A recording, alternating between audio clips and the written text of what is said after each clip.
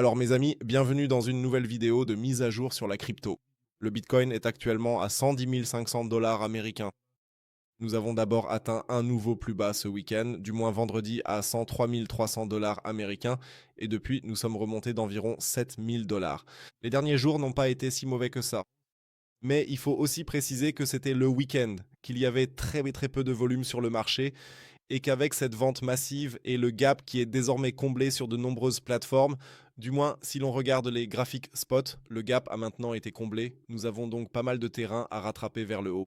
Si c'est maintenant un signe haussier et comment la semaine va évoluer, nous allons bien sûr l'examiner dans la vidéo de mise à jour d'aujourd'hui. En plus, il y a une ou deux actualités intéressantes qui sortiront cette semaine, malgré le shutdown, et nous allons bien sûr aussi en parler, ainsi que jeter un œil au marché boursier. C'est pourquoi restez bien jusqu'à la fin. Avant de commencer, comme toujours, n'hésitez pas à laisser un like, abonnez-vous à la chaîne et si ce n'est pas encore fait, n'hésitez pas à jeter un œil au groupe gratuit Telegram Talk et Signal. Là-bas, vous recevez toujours les informations les plus récentes. Même lorsque je lance de nouveaux bots ou autres, vous recevez directement les infos là-bas. Il suffit simplement de s'inscrire via le lien en bas dans la description de la vidéo ou dans la section des commentaires. Et si vous cherchez encore une plateforme pour trader tout ça, vous pouvez aussi vous inscrire sur mon exchange partenaire SpinGeeks. Actuellement, il y a jusqu'à 11 500 USDT de bonus que vous pouvez obtenir et il y a aussi en ce moment quelques actions sympas. Il suffit de cliquer à chaque fois sur Rewards Hub et vous pouvez vous y inscrire quotidiennement. Et si vous n'y êtes pas encore, n'hésitez pas à utiliser le lien dans la description de la vidéo ci-dessous. Alors oui, le Bitcoin a 110 600 dollars américains. Donc ça n'a pas l'air si mal que ça ces dernières heures. Ce week-end, ou plutôt cette nuit, nous avons réussi à franchir la première résistance ici. C'était le premier petit obstacle. Mais à mon avis, le plus gros obstacle arrive maintenant ici. Car ici, nous avons aussi une inefficience. Nous avons ici une zone d'offre plus importante. Et si nous activons les vecteurs, nous voyons aussi qu'il y a encore une grande bougie vectorielle rouge ici. Pour moi, cela va devenir un peu le point d'ancrage.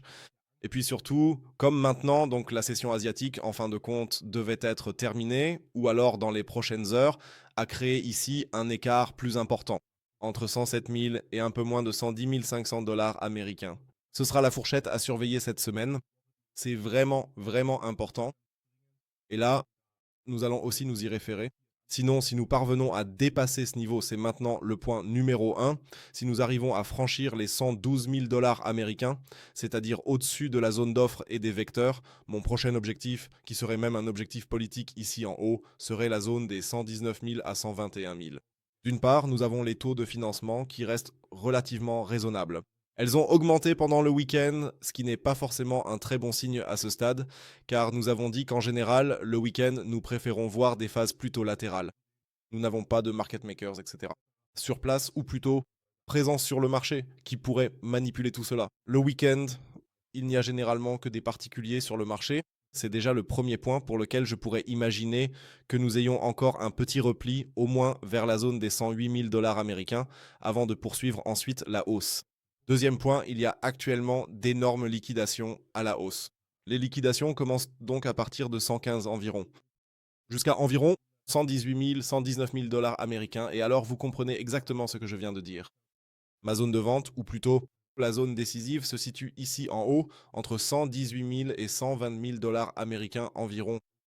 Ici en haut, c'est l'inefficience. Si on déplace simplement cette boîte, vous pouvez vous en souvenir, c'était déjà une zone de vente pour nous, elle n'a pas été atteinte et à l'époque, il y avait aussi en même temps le Golden Pocket, c'est-à-dire qu'on a simplement déplacé un peu la zone de vente plus loin et on l'a mise là tout simplement parce que la liquidation ici sont extrêmement élevées. Nous avons ici encore une inefficience des vecteurs, etc. Et ainsi de suite.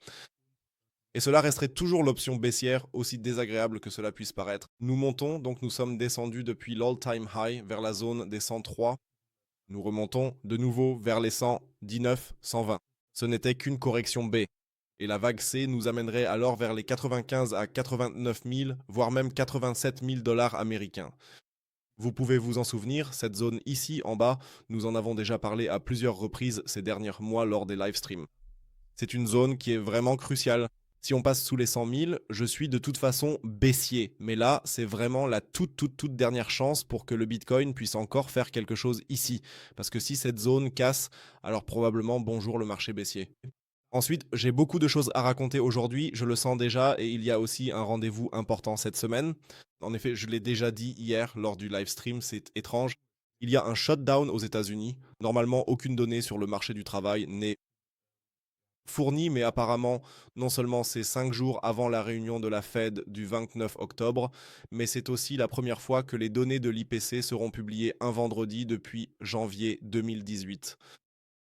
Cela signifie que les données de l'IPC seront apparemment publiées vendredi, et ce malgré le shutdown. Étrange, étrange coïncidence, et hier nous avons aussi regardé les données à ce sujet.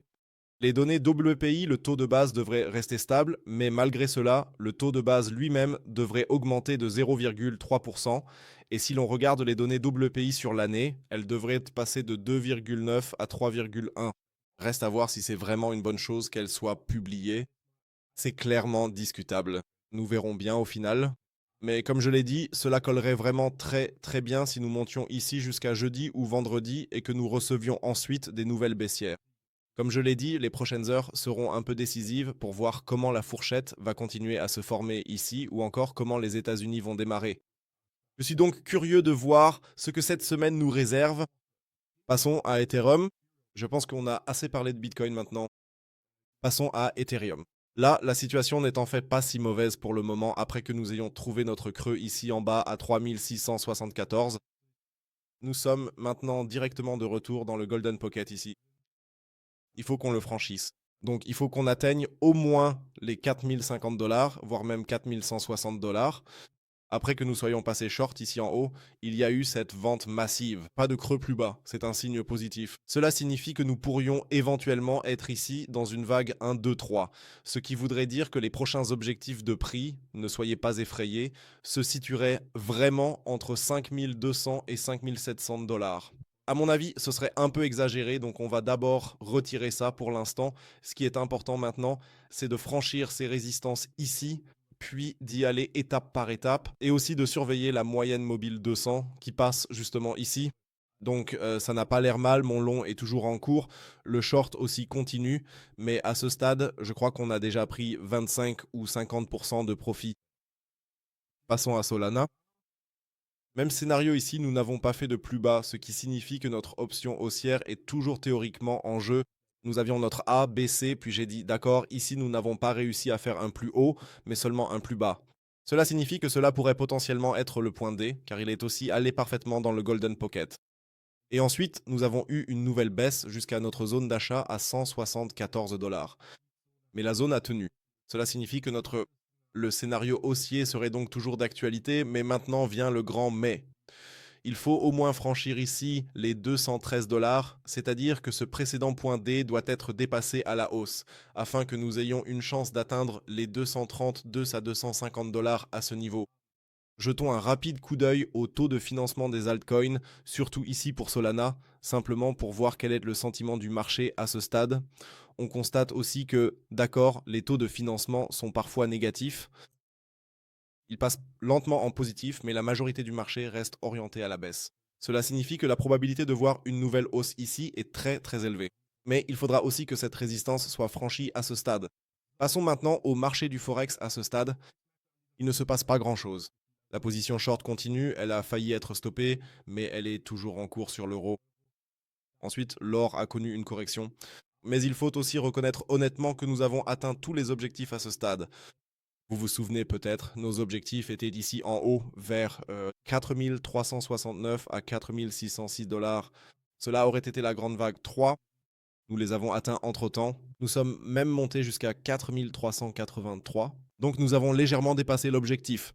Ensuite, il y a eu la première petite correction, ou plutôt du sommet jusqu'en bas, il y a eu une baisse temporaire de 5%. C'est correct. Mais maintenant, après ce mouvement haussier, j'aimerais bien voir une correction plus importante. C'est-à-dire au moins ici en bas, quelque part dans la zone d'au moins 3850, voire même 3700 $. Et à partir de là, lancer un nouveau rallye, peut-être avec une vague 5 ou même une vague supérieure, qui nous amènerait alors vers les 5000 $. L'argent, même scénario, il y a aussi eu une correction plus importante hier, ou plutôt vendredi, de 7%. Le cours s'est repris, mais ici aussi, tous nos objectifs ont désormais été atteints. Nous sommes toujours bien ancrés dans la zone de vente, ici en haut. J'attends un repli, ce n'est que lorsque le repli viendra que je me reconnecterai. Vendre à découvert ici est tout simplement bien trop risqué pour moi à ce stade. Donc oui, les marchés traditionnels, le DAX toujours dans la fourchette. Bref, celui qui a pris celui du haut a vraiment très très bien réussi. Nous examinons également le montant des bénéfices à l'heure actuelle. Ils étaient 3%. Nous avons pris la première entrée de profit technologique plus stop loss. La chose fonctionne tout simplement. Nous n'en ferons plus pour l'instant. Indice Dow Jones. Oui, je suis vraiment très très curieux de voir comment les marchés américains se consolident et ouvrent aujourd'hui, qu'ils soient haussiers ou baissiers. Comme je l'ai dit, concernant les données de l'IPC, nous sommes toujours en confinement, mais des données continuent de paraître.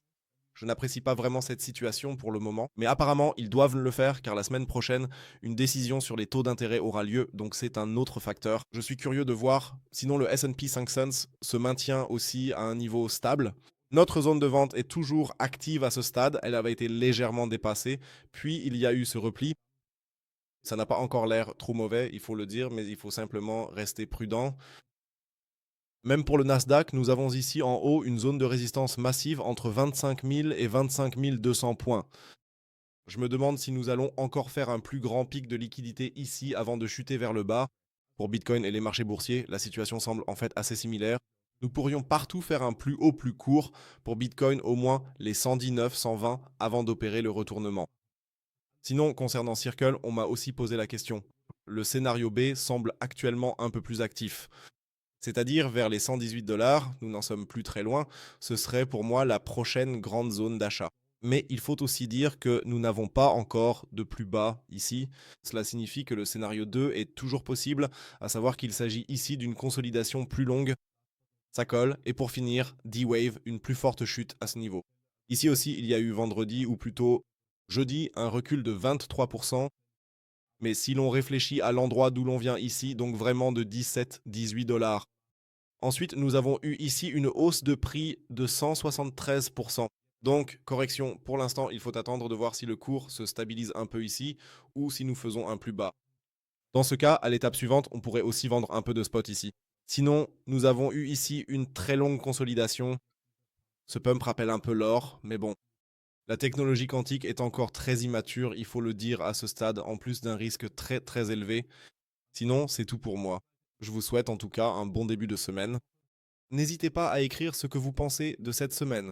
Que pensez-vous des données CPI? Est-ce une décision positive ou non? Écrivez-le en commentaire et sinon, laissez un like, abonnez-vous, rejoignez le groupe Telegram. On se retrouve de toute façon demain matin pour une nouvelle vidéo de mise à jour. D'ici là, ciao ciao, et comme toujours, restez crypto.